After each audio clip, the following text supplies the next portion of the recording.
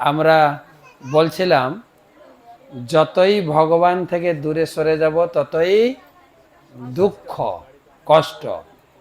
Income প্রচুর হতে পারে, আগেকার দিনের লোক যা খেত তাও আমরা খেতে পারি না।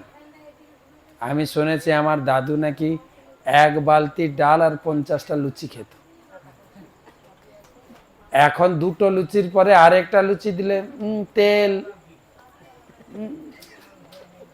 অনেক চিন্তা করে, লোকে খেতেই পারে না। তো তো টাকা পয়সা যাচ্ছে কোথায়? টাকা পয়সা থাকলে তো সুখ হয় না। তো আমাদের প্রভুপাদ সারা বিশ্বে গেছিলেন, আমেরিকা, লন্ডন, জার্মান, ওখানে গিয়ে বলেছেন টাকা পয়সা সুখ দিতে পারে না। কিসে সুখ দেবে? হরি নাম করো। হরির নাম বলেন তো, হরি। হরি হরি মানে যিনি হরণ করেন, তার নাম হরি। তিনি বৃন্দাবনে কি করেছিলেন? মাখন চুরি করেছিলেন, তার জন্য নাম মাখন চোর। আর কি চুরি করেছিলেন? গোপীদের বস্ত্র চুরি করেছিলেন। আর কি চুরি করেছিলেন? রাধা রানীর মন চুরি করেছিল, ঠিক না? তাই আমরা যদি তার নাম করি, তিনি আমাদের দুঃখ চুরি করবেন। সেই জন্য তার নাম হরি। ব্রজে গানে বলা হচ্ছে, ব্রজে প্রসিদ্ধম নবনীত চৌরম ব্রজাঙ্গনা নাম দুকোল চৌরম। আমরা সুখ পাই, দুঃখ পাই দুটো কারণে। আগের জন্মে যতটা পুণ্য করেছি এই জীবনে ততটা সুখ পাব। আগের জীবনে যত পাপ করেছি এই জীবনে কি পাবো? দুঃখ। আমরা লোকে বলে না, আমরা খালি হাতে এসেছি, তারপরে জোরে বলেন, খালি হাতে এসেছি আর খালি হাতে যাও। তা এত কিছু করছেন কেন? ঘর বাড়ি করার কি দরকার আছে? হ্যাঁ, কেন আর দাদার কাছে চাকরি টাকরি চাইবেন না? খালি হাতে এসছি, খালি হাতে যাবো, দাদা তোমার কাছে আর চাকরি চাই না। ভোটে জিতেছ ঠিক আছে শুভেন্দু দা, চাকরি না দিলেও হবে, কি দরকার বাবা, খালি হাতে এসছি, খালি হাতে যাব। কিন্তু আমরা কেউ খালি হাতে আসিনি। স্বামী বিবেকানন্দ বললেন, আমরা কেউ খালি হাতে আসিনি। কি নিয়ে এসছি? আমরা যখন জন্মগ্রহণ করেছি হাত মুঠো করে জন্মগ্রহণ করেছি। কি নিয়ে এসছি? ভাগ্য নিয়ে এসছি। কি নিয়ে এসছি? ভাগ্য। আপনি দেখুন, একই পাড়াতে বাড়ি, একজন ঝপঝপ করে ধনী হয়ে যাচ্ছে, আর একজনের চালা ঘর, তো চালা ঘরই আছে। সে দিদিও তাকাচ্ছে না, দাদাও তাকাচ্ছে, কবে যে টাকা দেবে, তাই না? আবার এটা নয়, একই বাড়ির লোক, একই মা বাবার ছেলে মেয়ে, কেউ ধনী, কেউ গরিব, কেউ রোগা, কেউ স্বাস্থ্যবান, কেউ দেখতে সুন্দর, আছে কিনা? কেন? ভাগ্য। একই স্কুলে পড়াশোনা করছে ছেলেরা, ছেলে মেয়েরা, একই বই, মাস্টারমশাই একই, স্কুল ঘরও একই, রেজাল্ট একই। কেন? ভাগ্য। ভাগ্য। এই ভাগ্যের উপরে নির্ভর করতে হবে। কেউ বা পড়াশোনা না করে চাকরি পেয়ে গেছে, যদিও প্যানেলটা বাদ পড়ে গেছে, পড়াশোনা না করে চাকরি পেয়েছে। কেউ পড়াশোনা করেও চাকরি পায়, আছে কি না? এসব ভাগ্য। কিন্তু আমরা মায়াপুরে থাকি, আমাদের মতো লাল কাপড় প্রায় 500 লোক থাকে, একই কিচেনে আমরা খাওয়া দাওয়া করি, রান্না হয় একই হাঁড়িতে, আনাজ চাল সব তো একই, রাঁধুনি একই, আগুন একই, পাত্র একই। খেয়ে দেখ কেউ একদম পাতলা হয়ে যাচ্ছে, আবার কেউ ফুটবলের মতো ফুলছে। প্রতি মাসে জামা কাপড় চেঞ্জ করতে হয়। এসে বলে, মহারাজ আমার জামাটা ছোট হয়ে গেছে। আমি বলি, জামা ছোট হয়নি, তুমি বেড়ে গেছো। কথাটা ঠিক না ভুল? সব ভাগ্য নিয়ে এসছি। আগের জীবনে যে পুণ্য করেছি, ভালো কাজ করেছি, এই জীবনে সুখ আগের জীবনে কাউকে দুঃখ দিয়েছি, কাউকে কষ্ট দিয়েছি, কারো কাছে অপরাধ করেছি, পাপ করেছি, এই জীবনে কষ্ট। আপনি বলবেন আগের জীবনে করেছি, এই জীবনে কষ্ট। হ্যাঁ, তো এটা কি মাস চলছে? না, ইংরেজি মাস, ইংরেজি মে মাস। অনেকে আপনারা চাকরি বাকরি করেন বা দোকানে কাজ করেন, মে মাসে বেতন পেয়েছেন, এপ্রিল মাসের বেতন। আবার মে মাসে কাজ করেছেন, বেতন পাবেন কবে? জুন মাসে বেতন পাবেন। তাই এই মাসে যা, এই জীবনে যা করছি ভালো মন্দ, আমার সুখ দুঃখ অপেক্ষা করছে পরের জীবনে। পরের জীবনে বহু লোক চুরি জোচ্চুরি করছে, ধরা খাচ্ছে না, এখন হয়তো পার্টির জোরে তাকে ছেড়ে দিয়েছে, কিন্তু একজন বিচারক আছেন, তার কাছে কিন্তু নিরপেক্ষ বিচার হবে। কে? যমরাজ। আমাদের বাংলায় বলে পলাইতে পদ নাই, জম আছে পিছে, পিছে নেই সামনে আছে। ভাগবতমে যারা আমার ক্লাস শুনবেন, যম আমাদের চারদিকে 13টা সিসি ক্যামেরা লাগিয়ে রেখেছেন। কোথায় যাচ্ছেন, কি করছেন, কি চিন্তা করছেন, চিত্রগুপ্ত আপনার হৃদয়ে বসে সব রেকর্ডিং করছে। এখানে হয়তো পার্টিকে ঘুষ দিলে ছেড়ে দেবে, কিন্তু ও ঘুষ খায় না।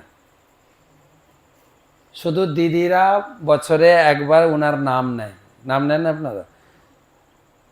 ভাইয়ের কপালে দিলাম ফোঁটা, জমের দুয়ারে পড়লো কাটা। দিদিরা বোনেরা ভাইকে বাঁচানোর জন্য জম ফোঁটা দেয় না? সত্যি, কিন্তু আপনি যদি ভালো করে জম ফোঁটা দেন ভাইকে, শুধু ছোটরা করবে তাই না, যতদিন ভাই বোনের সম্পর্ক আছে। একটা বাড়িতে দেখলাম একটা ভদ্রলোকের বয়স 77 বছর, বোনের বয়স 72 বছর, ভাই ফোঁটা দিচ্ছে। প্রতি বছর দেন ভাই ফোঁটা, কিন্তু নিয়ম মেনে দেবেন, নিয়ম মেনে। জম দিয়েছিল না ভাই ফোঁটা? না, যমুনা দিয়েছিল, যমুনা দিয়েছিল। জম যমুনা তারা ভাই বোন, তারা ভাই বোন যমজ। কার ছেলে মেয়ে জানেন? সূর্যদেবের ছেলে মেয়ে, সূর্য কন্যা বলে। তো ভগবানের ভক্ত, তো তখন যমের সেবা হয়েছিল কোথায়? নরকের পাশে তার অফিস। তিনি হচ্ছেন সারা সৃষ্টির বিচারক। আর বোনের বিয়ে হয়েছিল ভগবানের সঙ্গে, যমুনার বিয়ে হয়েছিল কার সঙ্গে? ভগবান কৃষ্ণের সঙ্গে। কৃষ্ণ যে 16,108টা বিয়ে করেছিলেন, তার ভিতরে 4 নম্বর স্ত্রী হচ্ছেন যমুনা।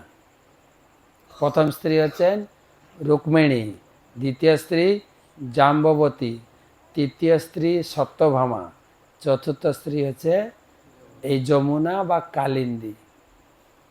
তো এখন একজন আছে নরকে, অনেক নিচে, আর বোন আছে কোথায়? দ্বারকাতে। দ্বারকা নাম শুনেছেন? দ্বারকা পশ্চিম, কি বলে, গুজরাতে দ্বারকা। তো বোন ভাইকে ডাকছে, তুই আয়। ভাইয়ের আর সময় কোথায়?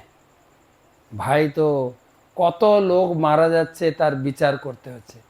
কে পুণ্য কর্ম করছে, কাকে স্বর্গে পাঠাবেন, কে পাপ করছে তাকে নরকে পাঠাবেন। কাজ। একদিন অফিস বন্ধ করে বোনের বাড়ি গিয়েছিলেন। বোন তখন তাকে স্বাগত জানিয়েছেন, ভগবানের প্রসাদী চন্দন দিয়ে ফোঁটা পরিয়েছেন, তাকে প্রদীপ দিয়ে আরতি করেছেন, আর ভাইকে ভগবানের প্রসাদী মিষ্টি মুখ করিয়েছে। তারপরে যমরাজ বললেন, যেহেতু আজকে আমার অফিস বন্ধ, আজকে ভাই বোনের দেখা সাক্ষাৎ, তা আজকের দিনটা সবাই পালন করুক, ভাই বোনের মিলন। ভাই বোনকে গিফট দেবে, আর বোন ভাইকে ফোঁটা পরাবে, সেও গিফট দেবে। ভাই বোনের সম্পর্ক গড়বে আরো বেশি, হবে না? এবং বোন ভাইয়ের জন্য ভগবানের কাছে মঙ্গল চাইবে। মঙ্গল আমি আপনি করতে পারি না, তো ভগবান যা করেন মঙ্গলের জন্য। কখনো শুনেছেন মা বাবা যা করেন মঙ্গলের জন্য, দিদি যা করে মঙ্গলের জন্য? না, ভগবান যা করেন মঙ্গলের জন্য। তাই দিদিদের কাজ বা বোনেদের কাজ ভগবানের কাছে প্রার্থনা করবে যে আমার ভাইকে তুমি রক্ষা করো, ভাইয়ের জন্য ভাইয়ের জন্য মরণ না হয়। হ্যাঁ, যমুনার ফোঁটা খেয়ে যম হলো অমর, আমার হাতে ফোঁটা খেয়ে আমার ভাইও হোক, বলি না? তো সে তো অমর, আর মৃত্যু কে করাবে? ভগবান করাবে। তাই মিষ্টি মুখ করিয়েছিলেন, কিন্তু আমাদের দিদিরা তো এখন উল্টো করছে, মাংস মুখ করাচ্ছে।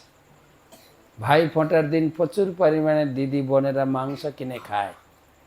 তা আমি তো বলি যে ভাই বোন মিলে মাংস কাঁটা চিবিয়ে খেয়ে ফেলছে, তো জমের দুয়ারে আর কাঁটা পড়ছে না।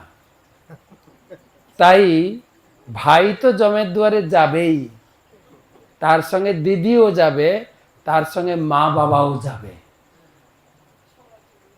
সবাই যাবে। ও ফোঁটা দিলেও আটকাবে না।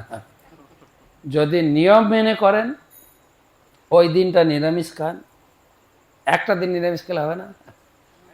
এবং সবাই মিলে ভগবানের কাছে প্রার্থনা করবেন, আমার ছেলেটা যেন ভালো থাকে, বা দিদি প্রার্থনা করবো, ও ঠাকুর আমার ভাইকে তুমি আশীর্বাদ করো, ও যেন লেখাপড়া ভালো করতে পারে, ও যেন শরীর স্বাস্থ্য ভালো থাকতে পারে।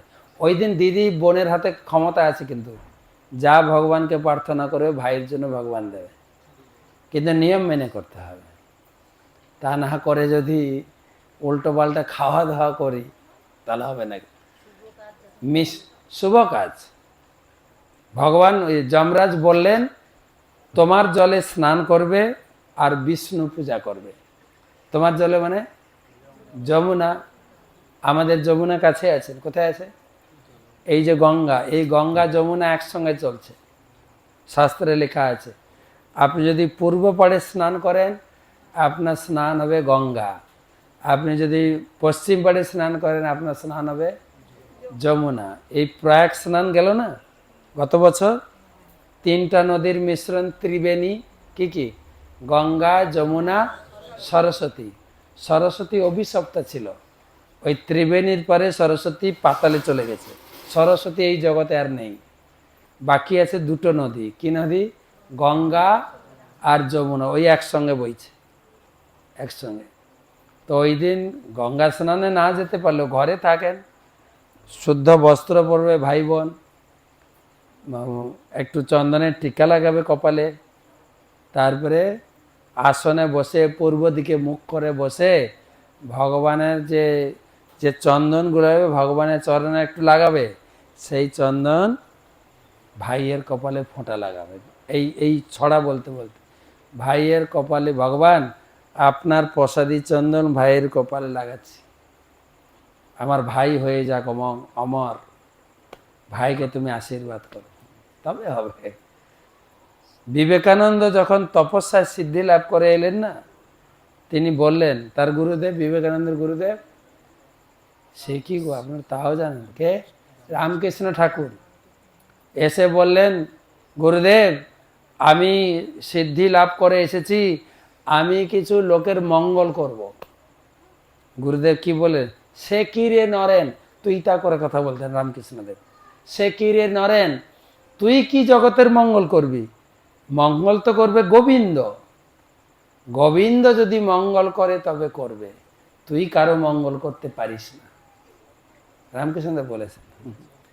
তাই আমরা ঠাকুরের কাছে আমাদের সকাল সন্ধ্যায়, সকালে উঠে একটু আমরা বলেছি না, সকালে উঠিয়া আমি মনে মনে বলি সারাদিন আমি যেন ভালো হয়ে চলি, আদেশ করেন যাহা, গুরুজনদের আশীর্বাদ নিতে হবে, গুরুজনদেরকে সম্মান করতে হবে।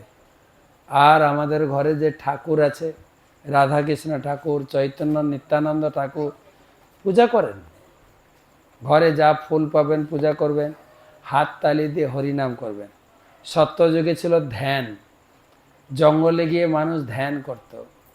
ত্রেতা যুগে ছিল যজ্ঞ, দ্বাপর যুগে ছিল বড় বড় মন্দির বানিয়ে পূজা, আর বর্তমান কলিযুগে কি আছে?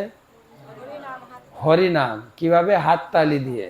মহাপ্রভু আমাদের, আপনারা জোর দিয়ে বলবেন আমাদের মহাপ্রভু, বলুন হ্যাঁ, বলে আমাদের মহাপ্রভু। আপনাদের মহাপ্রভু কি বলেছেন জানেন? 10 5 মিলি নিজ দ্বারেতে বসিয়া কীর্তন করো সবে, হাততালি দেন একটু। হ্যাঁ, হাততালি দিয়ে হরিনাম করো। কেন না? ঠাকুরের জন্য কেউ খরচা করে না, ঠাকুরের জন্য কেউ খরচা করে না। খরচা করে কার জন্য? বাড়ির উৎসব, ছেলে মেয়ের বিয়ে কত খরচা করে দেখবেন। এখানকার কৃষ্ণনগরে ফুল চলবে না, ফুল আসবে কোথা থেকে? কলকাতা থেকে, হাওড়া হাট থেকে। কৃষ্ণনগরের পূজাতে ঠাকুর পূজা হয় নিজের ঘরে, ছেলে মেয়ের বিয়ে বলে কথা না, এখানকার ফুল চলবে না। কোথেকে আসবে? লোকে জানে ছেলে মেয়ের বিয়ে, ঘর ডেকোরেশন হবে, ফুল আসবে কোথেকে? কলকাতা থেকে 1 লাখ 1.5 লাখ টাকার ফুল আসবে। আর ঘরে ঠাকুর পূজা কি হবে? ওই যে বুড়ি ফুল নিয়ে বসছে ফুটপাতে, ও দিদি 2 টাকার কুচো ফুল দাও তো। ঘরের ঠাকুরের পূজা হবে কুচো ফুল দিয়ে, তাই না? ঠাকুরের জন্য কেউ খরচা করে না। রাস্তায় যাবে, ঠাকুর মন্দির, এই যে শিব ঠাকুর মন্দির আছে, ঠাকুর দেখলে কি বলে, কিরকম প্রণাম করে হিন্দুরা, ঠিক আছে? আর পকেটের সব থেকে ছোট পয়সা, আগে কয়েন ছিল 25 পয়সা 50 পয়সা 1 টাকা, থু ছুঁড়ে মারতো ঠাকুরকে। ঠাকুরের জন্য কেউ খরচা করে না। আপনি যাবেন যে আমাদের বাড়িতে একটু ভগবানের মহোৎসব করব, তুমি একটু টাকা দাও তো। ক টাকা দেবে লোকে? 1 টাকা দেবে। আমরা তো ভিক্ষা করে খাই, আমরা যখন ভিক্ষা করতে যাই, রথযাত্রা আসছে, ভিক্ষা করতে যাব, লোকে টাকা দেবে 10 টাকা। কিন্তু যদি আপনার বাড়ির পাশে আপনার পরিচিত কারো যদি বিয়ে হয়, ধরুন আপনার কাকাতো মেয়ে বোনের বিয়ে, আপনি গিয়ে বলবেন 10 টাকা রাখ, দিতে পারবেন তো? হ্যাঁ না? দিতে পারবেন না? গিয়ে বলবেন। আর আমরা যখন ভিক্ষা করতে যাই, লোকে 1 টাকাও দেয়। দাদা জানেন আমাদের ঘরে কিছু নাই, এখন ইনকাম নাই। কিন্তু আপনার বোনের বিয়ে বা কারোর বিয়েতে যাবেন, গিয়ে বলেন না, বোন 1 টাকা রাখিস, জানিস না এখন ইনকাম নেই। বলতে পারবেন তো? হ্যাঁ না? না। স্ট্যাটাস আছে একটা কানের রিং দিতে হবে, নাকের রিং, নাহলে আঙ্গুলের রিং, নাহলে গলার রিং, নাহলে পায়ের রিং, নাহলে কোমরের রিং। রিং একটা দিতে হবে, নাহলে বোন সারা জীবন খোঁটা দেবে। সব খরচা করে নিজেদের জন্য বেশি বেশি টাকা, ঠাকুরের জন্য 1 টাকা কয়েন। এইটুকু না, আপনি মিষ্টি দোকানে যাবেন, আপনি মিষ্টি দোকানে গিয়ে বলবেন, দাদা শ্বশুর বাড়ি যাব, একটা ভালো মিষ্টি দাও তো, কৃষ্ণনগরের সরপুরিয়া সরভাজা, দাদা 2 কিলো সরভাজা দিয়ে দিই। হ্যাঁ দেন দেন দেন। আপনি বলবেন জামাইয়ের বাড়ি যাব, তাহলে সরভাজা দিয়ে দিই 2 কিলো। কি বলবেন? হ্যাঁ কি না বলবেন? হ্যাঁ দাদা, অনেক নাতি নাতনি আছে, খাওয়াতে হবে। শুধু বলবেন আমি ঠাকুর পূজা করতে যাবো, একটা মিষ্টি দাও তো, 2 টাকার বাক্স দেখাবে। মিষ্টি দোকানিও জানে এরা ঠাকুর পূজার জন্য খরচা করবে না। হ্যাঁ কি না বলেন? খরচা করবে নিজের জন্য, বাড়ির জন্য। ঠাকুর তো পাথর, খায় নাকি? আর ঠাকুর পূজা পুরুষ লোকেরা করে না, হিন্দু পুরুষ লোকেরা করে না, শুধু মায়েরা পুজো করে। কিভাবে পুজো করে? একটা ধূপ কাঠি নিয়ে বাস। পুরুষ লোকেরা কি করে? ডিজে বাজলে তিড়িং তিড়িং করে নাচবে, ঠিক কিনা?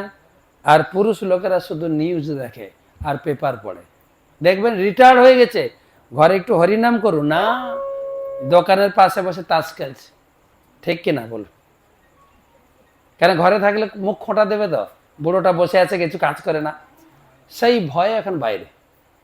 ঘরে বেশিক্ষণ থাকতে ভয় লাগে, শুধু খালি দিন গুনছে, মরণ যে কখন হবে সবাই। সেই জন্য মহাপ্রভু বলেন হাততালি ধরে নাম। মায়েরা একটাই জানে, ওই উলোধ্বনি দেবে।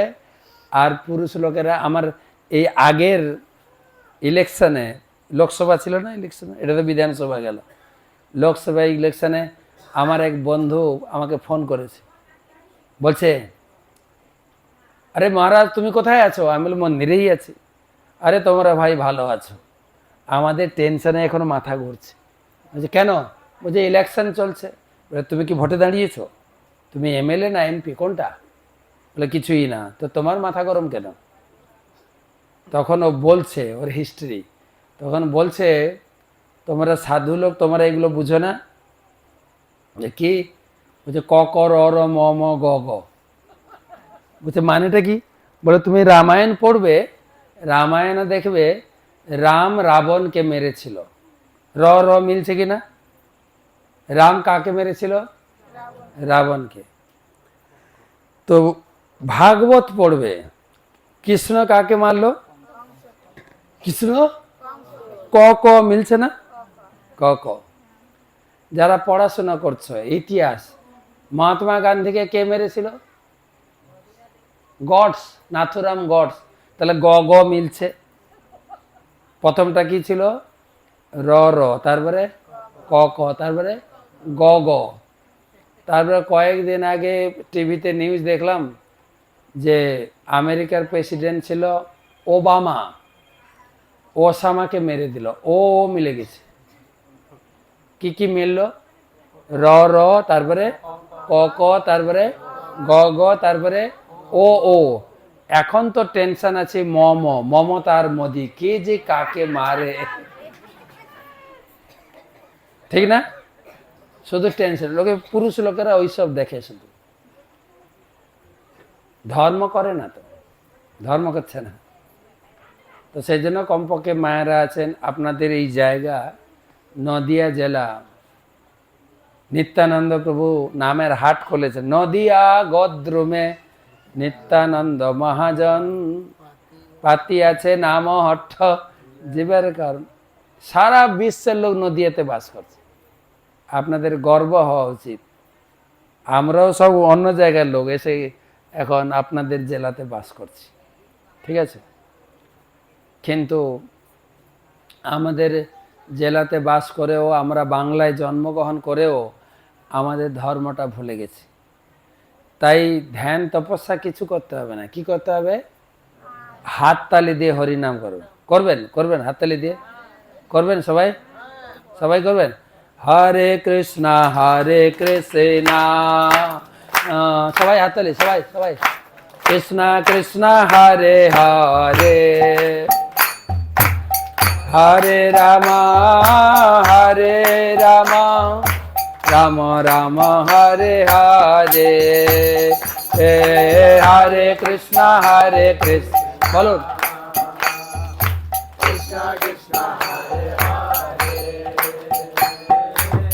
হরে রাম হরে রাম, রাম রাম হরে হরে।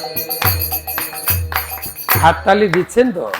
হাততালিটা শোনা যাচ্ছে, কিন্তু হরি নামটা শোনা যাচ্ছে না তো। জোরে জোরে, হ্যাঁ।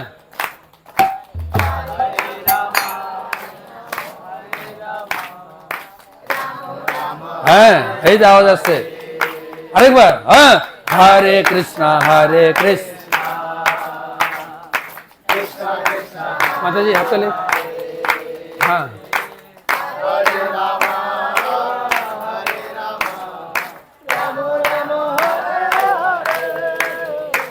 আচ্ছা, খুব সুন্দর হাততালি দিয়েছেন, বা আপনার খুব ভালো লোক দেখছি।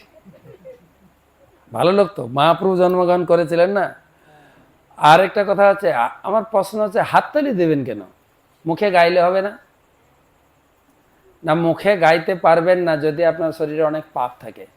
রত্নাকর দস্যুর নাম শুনেছেন না? তার মুখে রাম নাম বেরোলো না, মরা মরা, কেননা অনেক পাপ ছিল। তো আমরা নদিয়াতে জন্মগ্রহণ করেছি মানে আমাদের শরীরে পাপ নেই। এটা পবিত্র ভূমি, গঙ্গা আছে, চৈতন্যদেবের জন্মস্থান নবদ্বীপ আছে, তো পাপ তো থাকার কথা নয়। তো তার পাশে আপনাদের জলঙ্গি আছে, জলঙ্গি নদী না? জলঙ্গিকে এক অর্থে সরস্বতী বলা হয়, জলমগীর সরস্বতী এটা বলা হয়। যদি বলা হচ্ছে সরস্বতী নেই, এটাও পবিত্র নদী। সুতরাং আমাদের শরীরে পাপ নেই, তাই মুখে জোরে জোরে হরিনাম করবে।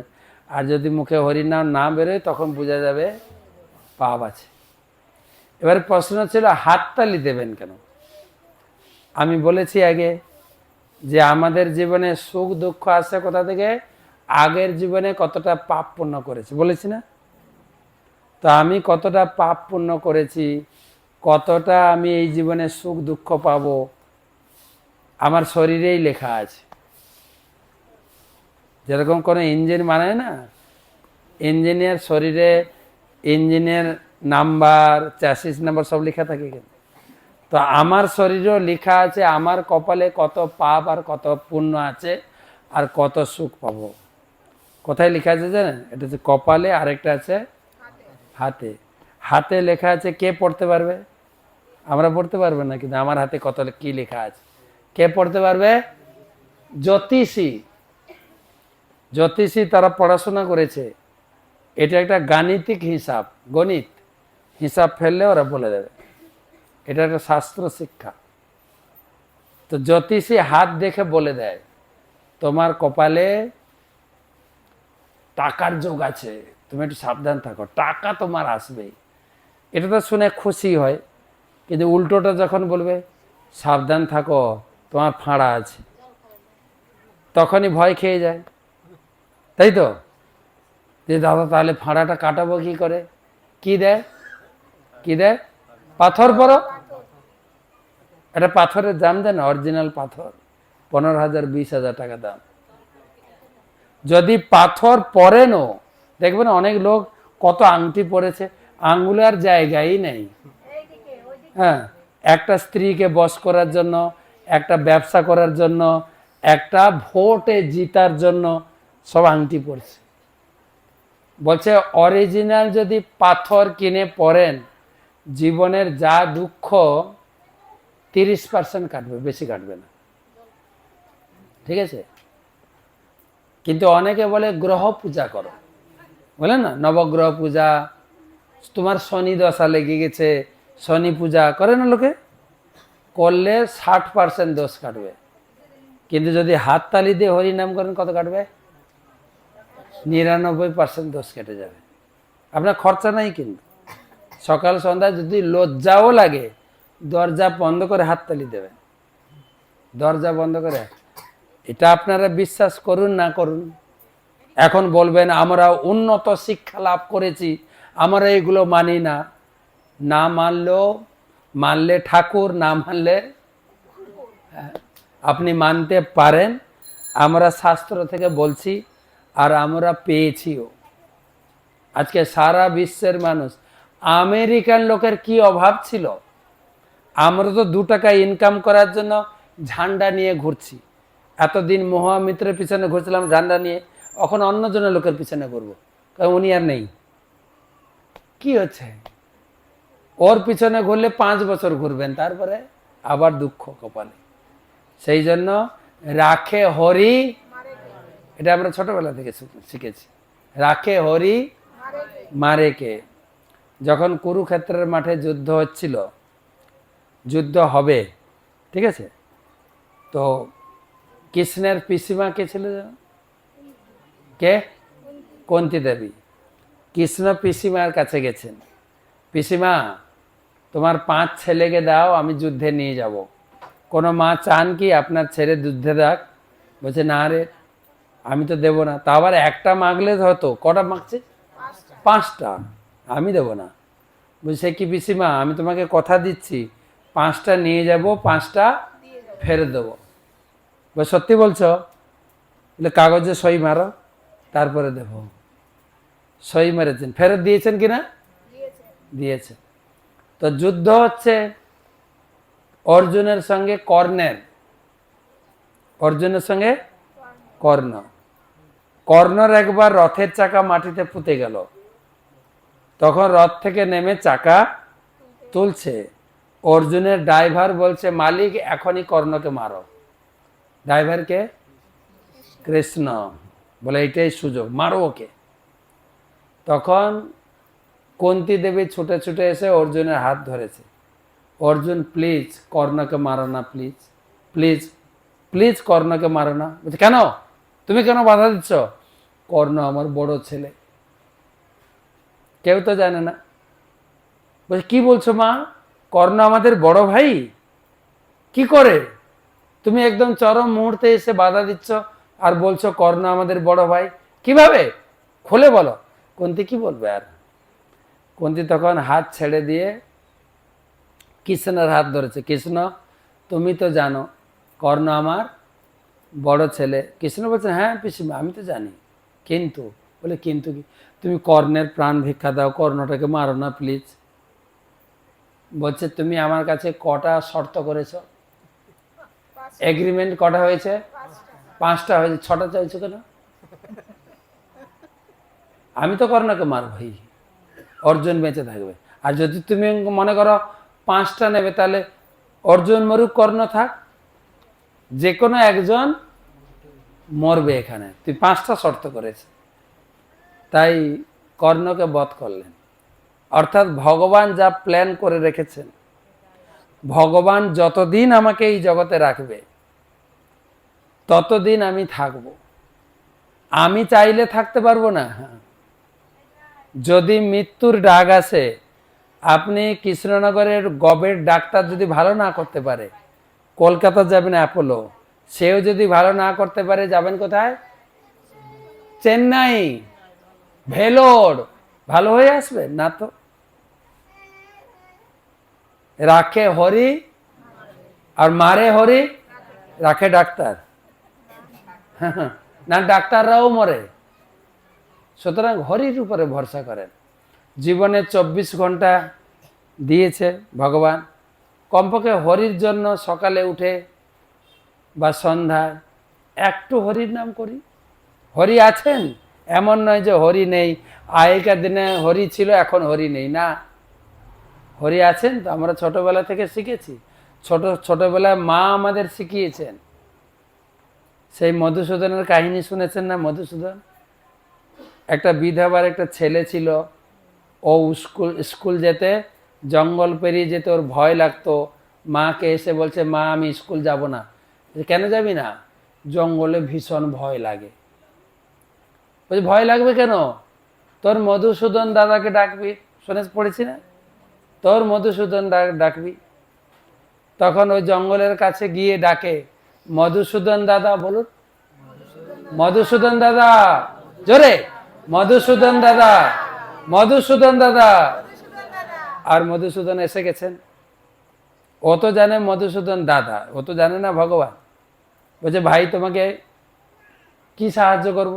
দাদা আমার না স্কুল যেতে খুব ভয় লাগে, তুমি আমাকে বের করে দাও না।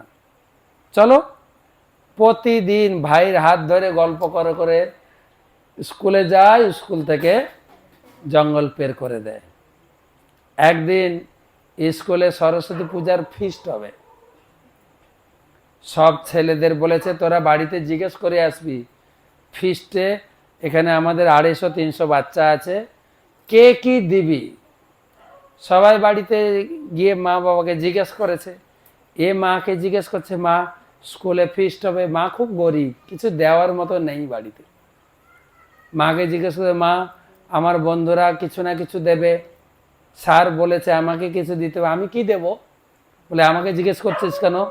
তোর মধুসূদন দাদাকে জিজ্ঞেস কর কি দেবে। তো ওই দিন যখন স্কুলে যাচ্ছে, দাদা দাদা স্কুলে ফিস্ট হবে, মাস্টার বলেছেন কিছু দিতে হবে, কি দেব গো? তুমি বলো না। মাকে জিজ্ঞেস করলাম, মা কি বললো? তোর মধুসূদন দাদাকে জিজ্ঞেস কর। ও দাদা বলো না কি দেব? আচ্ছা তুমি বলো মাস্টারকে, আমি দই দেব। ও বলেছে স্যারকে কোন বাচ্চা কি দেবে, কে চাল দেবে, কে আলু দেবে, কে সবজি দেবে, এ কি দেবে? দই দেবে। তো যেদিন ফিস্ট হবে, এইটুকু ছোট্ট বাঁড়ে দই নিয়ে গেছে। মাস্টার দেখে খুব রেগে গেছে, এতগুলো শিশু, এইটুকু দই দিয়ে আমি কি করে সবাইকে খাওয়াবো? হ্যাঁ, তুই যদি দিতে পারবি না, না বলতিস, তাহলে আমি অন্য কোথাও দইয়ের ব্যবস্থা করতাম, বা দইয়ের আইটেমটা রাখতাম না, অন্য যা আমাদের পাবো সেটা দিয়ে খাওয়াবো। তুই দই দিবি বলে আর এইটুকু দই নিয়ে বলছে, আমি তো জানি না, আমি এটা পেয়েছি। কিন্তু আপনারা জানেন, সেই দই 250 বাচ্চাকে পরিবেশন করেও শেষ হলো না। আর এত টেস্ট, বলে এরকম দই তো কোথাও আমরা খাইনি, কোথা থেকে দই এলো? কে দিয়েছেন? বাচ্চা, এই মধুসূদন না কি নাম, ওর নামটা নেই, তুই এই দইটা কোথা থেকে পেয়েছিস, কোন দোকানে কিনেছিস, ভারী টেস্ট তো, না কোন দোকান থেকে কিনেছিস? বলে না দোকান থেকে না। বলে তাহলে কোত্থেকে পেলি? কে দিয়েছে? আমার মধুসূদন দাদা দিয়েছে। তখন মাস্টার বলে, তোর তো কোনো দাদা নাই, তো তুই তো একাই ছেলে, তোর মা আর তুই, তোর আবার দাদা কোত্থেকে এলো? না, আমার মধুসূদন দাদা ডেলি, উনি জঙ্গলে থাকে, ও আমার ডেলি হাত ধরে জঙ্গল পার করে দেয়। তখন মাস্টার একটু চিন্তা করেছে, জঙ্গলে থাকে, জঙ্গল পার করে, জঙ্গলে কে থাকে? ঠাকুর থাকে। তখন মাস্টার চিন্তা করছে নিশ্চয়ই ভগবান।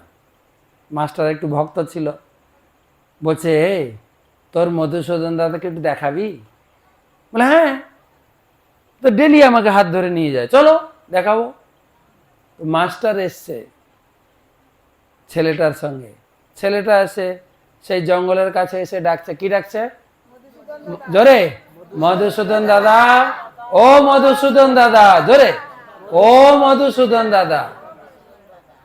তো মধুসূদন এসে গেছে, ভাই ফিস্ট হয়ে গেল? হ্যাঁ, তোমার দই খেয়ে না সবাই যে কি খুশি। আর এদিকে মাস্টার হাঁ করে, এ তো কথা বলতে বলতে হাঁটা শুরু করে। মাস্টার বলছে, কই রে তোর মধুসূদন দাদা কই?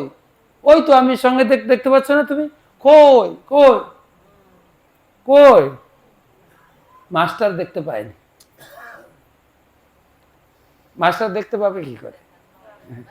বাচ্চারা সরল, বাচ্চারা যেটা মা বাবার কাছে শুনে, মাস্টার কাছে শুনে, সেটা বিশ্বাস করে। বাচ্চারা সরল, যা বলবেন।